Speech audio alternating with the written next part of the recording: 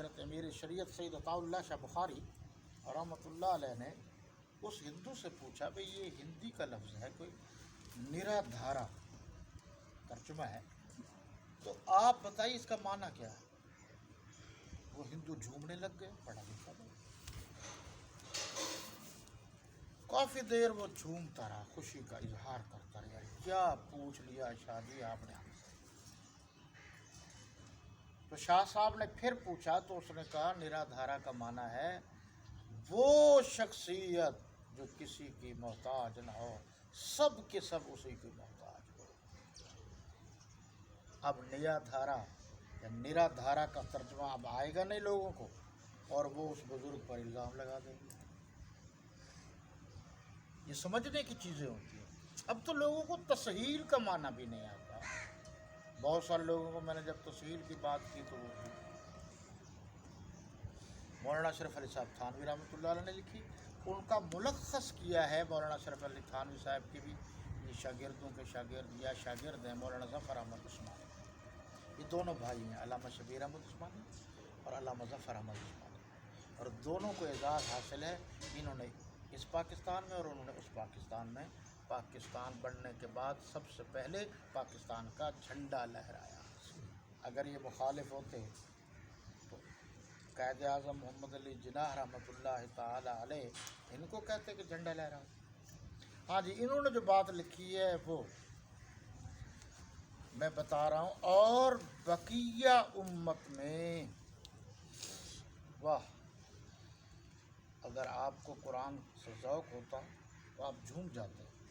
یہ جو لفظ والذین اتبعوہم کا میں نے باقی تفسیر میں نے نہیں کی، صرف والذین اتبعوہم، اور بقیہ امت میں جتنے لوگ اخلاص کے ساتھ ان کے پیرو تابعدار پیروی کرنے والے ہیں، اللہ ان سب سے راضی ہوا۔ ایک اور آپ کو مزیدار ترجمہ دکھاتا ہوں، اس کی کچھ تفصیل یہ ہے، اور صحابہ کرام کی فضیلت تمام امت پر اس لیے ہے کہ انہوں نے حضور کو دیکھا ہے اور سب سے پہلے اسلام قبول کر کے اور اس کی اشاعت کر کے الدال علی الخیر کفاعل ہی کے مصداق بنے ہیں۔ اس سے مراد وہ ہے صحابہ کرام، پھر ان کو دیکھنے والے، پھر ان کو دیکھنے والے، اور یہ لفظ واضح ہو گیا، اور بقیہ امت جو امت میں باقی ہیں جنہوں نے خلوص سے ان کی پیروی کی وہ بھی کامیاب ہیں۔ یہ جو ترجمہ ہے رضی اللہ عنہم ورضوا عنہ، ایک ترجمہ تو یہ ہے کہ اللہ ان سے راضی ہوا، وہ اللہ سے راضی ہوئے، بالکل ٹھیک ہے ترجمہ، اور ایک ترجمہ یہ ہے اللہ ان سے راضی ہو چکا۔ یہ ترجمہ میں نے پڑھا تھا علامہ دوست محمد قریشی رحمۃ اللہ تعالی علیہ کی ایک کتاب میں، اور دیکھو میں کتنی گہرائی سے دیکھتا ہوں، گیا، ہوا، ہو چکا، لیکن آج میں نے جب دوبارہ دیکھا حضرت مولانا مفتی تقی عثمانی صاحب، یہ اس وقت دنیا کے بڑے علماء میں ان کا شمار ہے، بلکہ اگر یہ کہوں تو غلط نہیں ہوگا کہ بڑے علماء میں صف اول میں یہ لوگ ہیں۔ اور مجھے بہت سارے جو لوگ کم علم کہتے ہیں تو سیدھا لیتی کر کے سیدھے مرید نہیں ہوئے، میں جاہلوں کا مرید ہو جاؤں، کیسی بات کرتے ہیں؟ میں تو ان سے وابستہ ہوں، ہمارے یہاں پیر مرید نہیں کہتے، اصلاحی تعلق کہتے ہیں مفتی تقی عثمانی سے۔ میرا اصلاحی تعلق ان سے ہے جو دنیا کا سب سے بڑا حل ہے اس وقت۔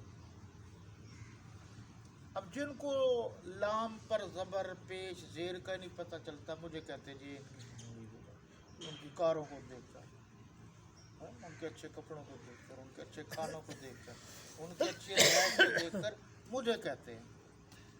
حالانکہ ایسے کئی لوگ مجھ سے پوچھ کے تو بیچارے یہ پوچھتے رہتے ہیں مجھ سے ولایت کیا ہے، روحانیت کیا ہے، وہ مجھ سے پوچھتے ہیں، یہ مجھے کہتے ہیں، کیونکہ میں غریب ہوں نا، اور غریبوں کے ساتھ یہی ہوتا ہے۔ آپ دیکھو یہ ترجمہ جو لکھا ہے، رونگٹے کھڑے کر کے رکھ دیے حضرت مفتی صاحب نے، مجھے بہت پسند آیا ہے۔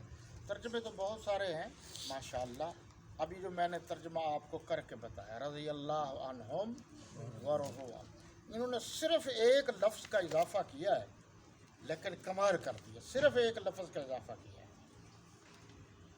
یہ ہوتی ہے ساری کی ساری بات سمجھنے کی کہ جو لوگ قرآن کا ذوق رکھتے ہیں انہیں پتہ ہے نا کہ قرآن کہہ کیا رہا ہے۔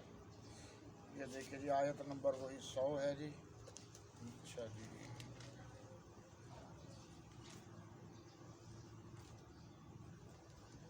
ترجمے میں جو انہوں نے اضافہ کیا ایک لفظ کا، میں نے ابھی 2 ترجمے آپ کو بتائے۔ راضی ہوا، رضی اللہ عنہم، اللہ ان سے راضی ہوا، ان سے، غور ہے آپ کے، ان سے، ہم، ان سے، کن سے؟ صحابہ کرام سے۔ ایک کا نام لیا ہے، 2 کا لیا ہے، 5 کا لیا ہے، 12 کا لیا ہے، 14 کا لیا ہے۔ قرآن کو سمجھو، ان ہم سے مراد سب کے سب۔ جب اللہ سب صحابہ کرام سے راضی ہو گیا تو ہمیں اعتراض کرنے کی اجازت کس نے دی؟ جی، ورضوان، اور وہ سارے کے سارے، رضو پھر جمع ہے، وہ سارے کے سارے اس سے بھی راضی ہو گئے۔ کوئی بدبخت یہ نہ کہے کہ نعوذ باللہ صحابہ اللہ کا گلہ کیا کرتے تھے، نہیں، اللہ نے کہا ہے کہ میں ان سے راضی ہو گیا ہوں اور وہ سارے مجھ سے راضی ہو گئے۔ اب اس کے بعد ہمیں کیا ضرورت ہے کسی باقی چیزوں پڑھنے کی؟ قرآن ہے نا۔ انہوں نے جو ترجمہ لکھا ہے میں آپ کی توجہ مبذول کرانا چاہتا ہوں، مجھے بہت پسند آیا۔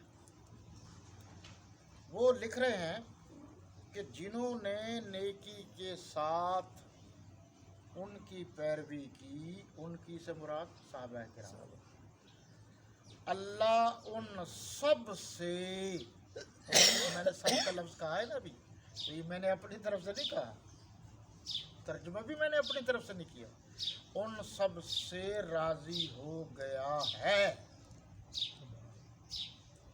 صرف ہائے کا لفظ بنایا۔ لیکن جو ذوق رکھتا ہے وہ تڑپ جائے گا۔ اللہ ان سب سے راضی ہو گیا ہے اور وہ اس سے راضی ہے۔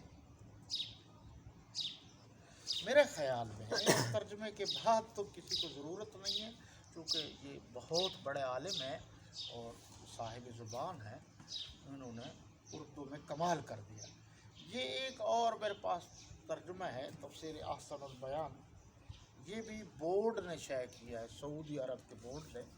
یہ اہل حدیث حضرات جو زیادہ تر مشہور ہیں پرانے، آج کل تو بہت سارے لوگ خیر سے پٹڑے سے اترتے جا رہے ہیں۔ محمد جونا گڑھی کا یہ میں ان کا حوالہ پیش کرنا چاہتا ہوں، اس میں اس ضمن میں کیا لکھا ہے، آپ بھول جائیں گے۔ میں نے عرض کیا ہے رضی اللہ عنہم ورضوا عنہ، اور اس سے پہلے کیا لفظ تھا؟ والذین اتبعوہم بإحسان، والذین اتبعوہم بإحسان سے مراد کون ہے؟ یہ اس کی میں تفسیر کر رہا ہوں۔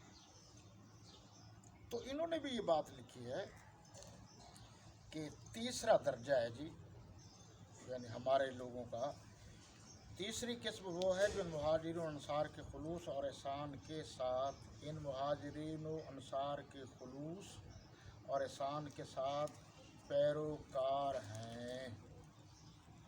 آگے لکھتے ہیں یعنی قیامت تک، اب لفظوں پر آپ غور کریں گے، قیامت تک جتنے بھی انصار و مہاجرین سے محبت کرنے والے ہیں، جتنے بھی، اور ان کے نقش قدم پر چلنے والے مسلمان ہیں، وہ اس میں شامل ہیں۔ جی، تو یہ لوگ کہنا کہ جی فلاں فلو اللہ کے نیک بندو، اس دور میں صحابہ کرام کی تعریف کرنا، توصیف بیان کرنا، ان کی رفت کا ذکر کرنا کوئی آسان کام ہے؟ تو یہ تو مفسرین لکھ رہے ہیں نا، میں نے تو کوئی حوالہ عام آدمی کی لکھی ہوئی کتاب کا نہیں دیا، یہ تفسیر کا حوالہ دے دیا ہے میں نے۔ اور کتنی باکمال بات ہے کہ قیامت تک جتنے بھی انصار جو صحابہ کرام تھے، مہاجرین صحابہ کرام سے محبت رکھنے والے اور ان کے نقش قدم پر چلنے والے مسلمان ہیں، मोहब्बत और उनके नक्श कदम पर चलने वाले मुसलमान हैं वो इसमें शामिल हैं। तो इससे पता चला कि ये काम कोई मामूली काम नहीं है, ये बहुत बड़ी अहमियत वाला काम है। तो ये दो लफ्ज़ हैं, आपने फिर गौर नहीं किया, मोहब्बत करने वाला। मोहब्बत करना भी मुस्तकिल एक सिलसिला है, अजर व सवाब है। और अगला लफ्ज़ उसने इस्तेमाल किया नक्श कदम, यानी पैरवी करने वाला। तो इसलिए बहुत सारी तफासिर में ये बात मौजूद है, तो आप लोग इस पर गौर करें।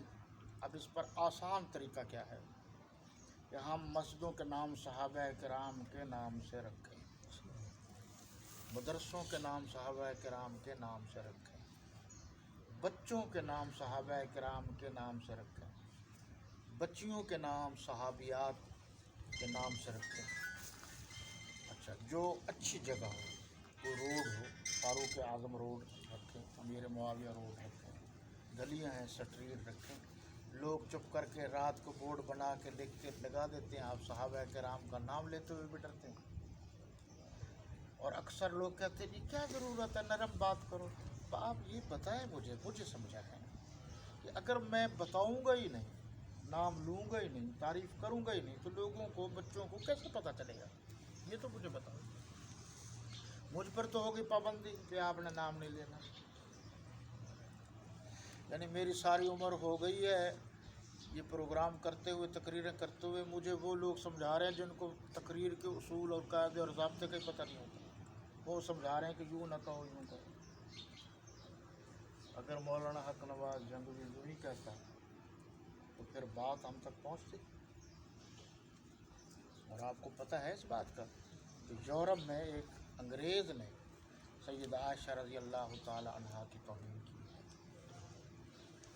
या यूँ कह लो राफसी होगा अंग्रेज़ के रूम में उसने ऐसा किया। ये रूम बड़े धारते हैं, बड़ी बड़ी दाढ़ी रख रखी है, सफ़ेद कपड़े पहने हुए, सफ़ेद पकड़ियाँ पहनी हुई हैं, और वो यूँ मातम ताकि लोग समझे बड़े नेक लोग हैं, बड़े बुजुर्ग लोग हैं। और ये बड़े फराडी और ड्रामेबाज है राफसी, आपको नहीं पता इनका।